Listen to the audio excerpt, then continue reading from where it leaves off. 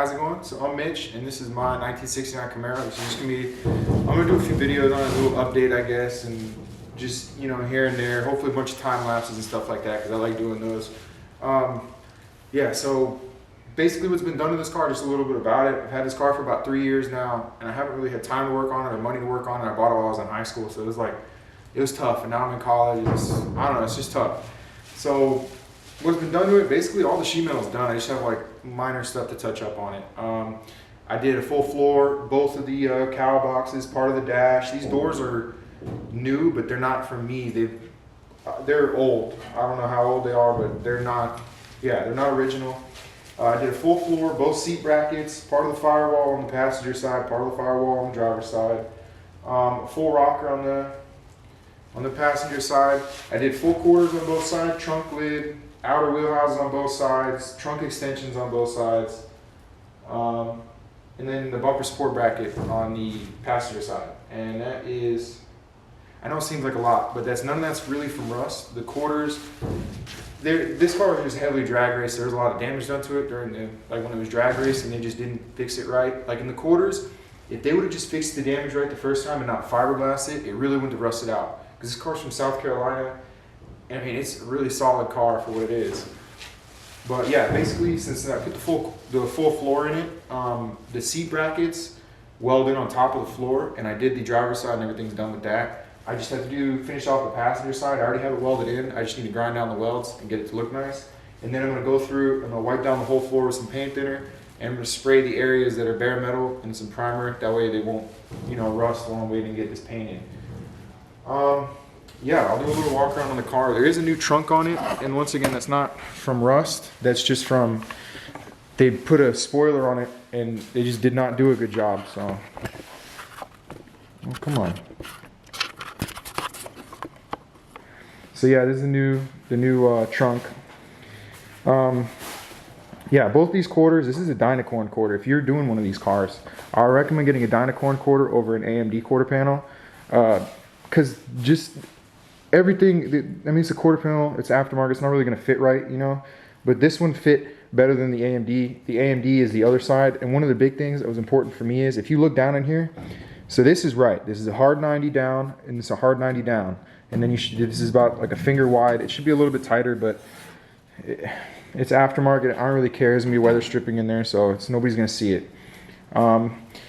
Yeah, and then you come over, this is an AMD quarter. Now, neither of these fit good around the trunk. Neither of them. They both had huge gaps. However, the AMD quarter is not right. If you look at this, you can see it's not right. This is super wide.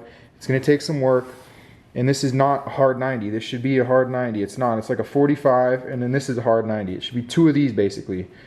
And it's not. Both of these, I just did the gap work on them. So the gaps aren't perfect, but they're a lot better than what they were. They were horrible. Like, I think I had to move it over probably about an inch. So yeah, it was horrible. I'm not impressed, honestly, with the AMD stuff. AMD's local to me, so that's why I had it.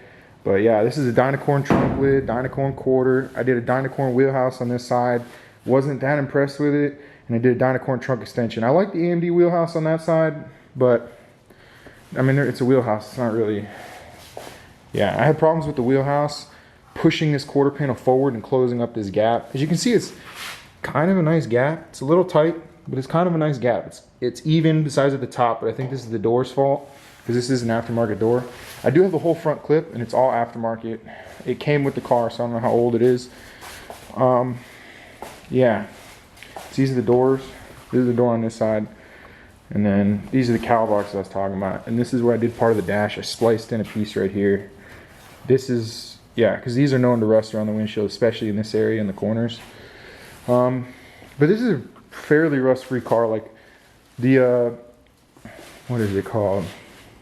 The frame in the back, the frame rails, I guess, the subframe in the back, when we took the floor out was just perfect. But this is a whole new floor. And as you can see, that's where I did part of the firewall up here, the kick panel. I did part of the kick panel on this side, but I spliced it. So on this side is all the way up. Is pretty much brand new. Not to the spot welds. I spliced it in up high.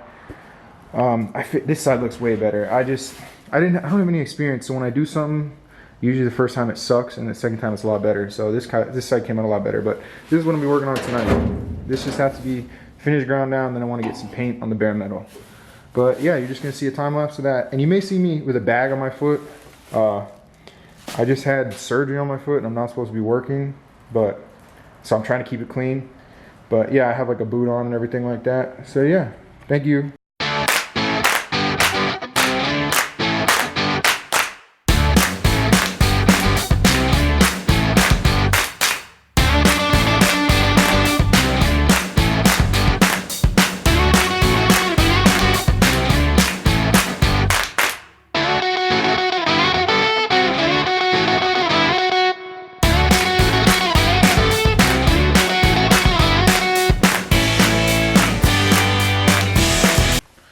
Alright, so basically I just got done with that. So I'm about to show it to you and then I'm going to tell you about my next step and what tools I used. So I used 3 different types of tools. You really could have done it with one, but so yeah, let me just show you that real quick. I got my vacuum already set up, but there you go.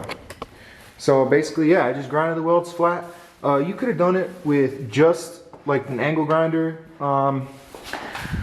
like what I have here. So this is what I use mostly. It's just a DeWalt angle grinder. I use Benchmark abrasive wheels. I really like them and they're not expensive. You can get them, you know, on sale. And then I use one of these. This is like a little belt grinder. If you're gonna get one of these, this is a 10-inch. I would recommend getting a 13 because they're about the same price for belts, but the 13s seem to go through the belts a lot slower. And my guess is because, I mean, obviously the belt's bigger, but I believe that the speed is also a little bit slower and the belt's bigger, like the surface speed of where you're grinding, if that makes sense, because the belt's bigger and it's turning at the same RPM.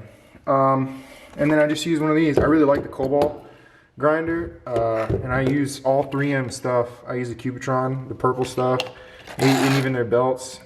The only thing I don't like using these for is I can get a box of 20 of these for like 30 bucks, 25 of these for maybe 30 bucks. So they're not expensive. It's definitely worth it if you're gonna be using it. But these 2 boxes of these, of 10 belts. Wait, no, I'm sorry, this isn't even, this is the 13-inch. What am I talking about? There's a bigger one. Get the bigger one of these. This isn't a 10-inch. So 2 boxes of 10s. You can get on Amazon for $38. And you go through them really quick. I went through one just doing a few of those welds. So I recommend, yeah, getting a few. I mean, I like using all these tools, and it's worth it to me because it comes out a lot better. Like, you can't fit that into everywhere, but that's good for knocking them down. You save a lot of money because those discs are like $2 or $3 a piece at most, you know. But yeah, next step, I'm gonna vacuum off the floor, and then I'm gonna scuff it all with a Scotch-Brite pad and some paint thinner, and I'm gonna spray the bare areas like this and some some just regular primer, some aerosol can primer. So yeah, I'll set up the time-lapse camera.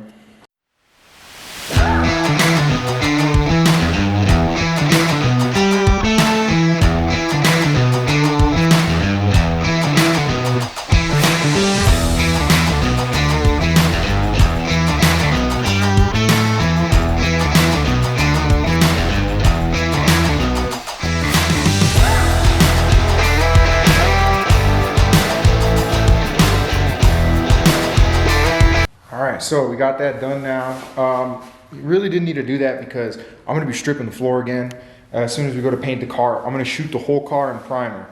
So, I mean, that includes the floor too. I probably won't paint the car and the floor at the same time. I'll do the inside and then I'll do the outside because I'm gonna have to block and spray and block and spray the car like 4 times. So you'll probably be done at different times, but I mean, I just really wanted to get that done because having bare metal like that is just not good and it was bothering me for a while. But right now I got a list. I got 13 things I really need to get done, and it's like long things. So I'll be going through the list, but next video I'll probably be rebuilding the suspension on it, because I got a new rebuild kit sitting over there on my stairs from Energy Suspension. It's right there. So I'll probably be going through taking this whole thing apart. I've never done a suspension before, and I'll be painting each individual part. I will need to I need to get a new lower control arm. You probably can't see it, but this lower control arm, they hit something on the passenger side and smashed in the bottom. But I have a whole new subframe out of a 68 Camaro. It's not new, but it's out of a 68 Camaro. And it's got the lower control arm and motor mounts and everything. I mean, I won't need the motor mounts, but the lower control arm, I'll definitely take it off the other subframe. But yeah, I'll be painting this whole subframe in the Eastwood Extreme Chassis Black. I got the primer. You really don't need the primer, but that's the chassis black. And yeah, I got the energy suspension rebuild kit. It comes with pretty much every bushing. Somebody swapped this front end to disc brakes. This car definitely wasn't a disc brake front end car. It's an X44 base model, so I mean it was a V8, but I doubt it had front disc brakes. This car was drag race, so they definitely swapped it over. But yeah, I'll be going through this whole thing and rebuilding it. I won't be doing the brakes at this time because I'm not sure what brake setup I'm going to go with after. But I will be taking apart this whole front end and rebuilding it, new bushings, painting it, and just making it look brand new. And that's one of the big things I wanted to get done. I've had that kit sitting over there for 6 months now. I bought it in June maybe, and it's December. So it's been sitting there for a while. But yeah, and then this is the floor after it's done. I just wanted to get those welds sprayed in something, you know. I just don't like them sitting bare. But after that, just a bunch of minor stuff. I really need to focus on this package tray. There's some surface rust hiding underneath it, so I want to strip it down and get it in primer because I know I'm gonna forget about it. And then I have to do the roof as well. And I got little spots like this to patch. That's pretty much the worst of the rust on this car. And then I have like little just minor stuff, like I forgot some of these welds down here when I did the outer skin on this box, and like the parking brake, it mounts right here and it's cracked. That'll be easy fix. But yeah, so hopefully I'll be doing the subframe in next video. I've never done it before, but then again, I've never done anything on these cars before. I've never done anything on cars before. So yeah, hopefully next video will come out soon, but thank you.